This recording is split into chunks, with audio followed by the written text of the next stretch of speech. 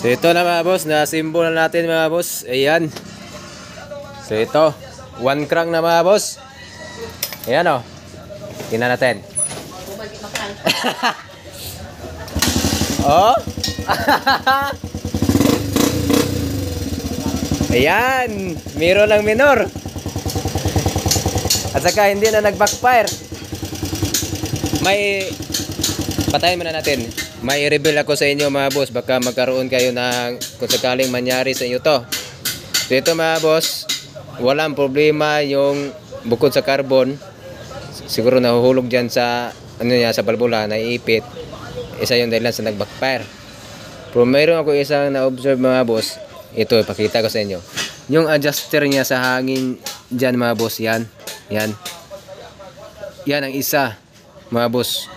Duda ko yan lang yung may problema.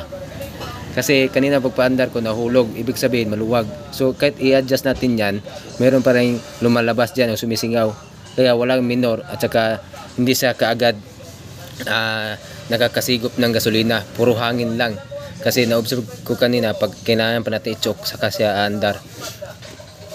Lalo na pag mainit na makina. Ngayon, ayan, 1 crank na lang. Yan, ang ginawa ko mga boss, nilagyan natin ng silicone yung kanyang thread para humigpit siya. Oh. Gago nga, ano ba?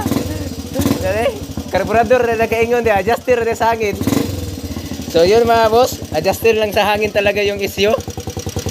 Pero hindi na, pero sakto lang dahil nabuksan natin, nalinis natin yung carbon sa kanyang sa loob ng head. Yun lang. Kulira utura eh.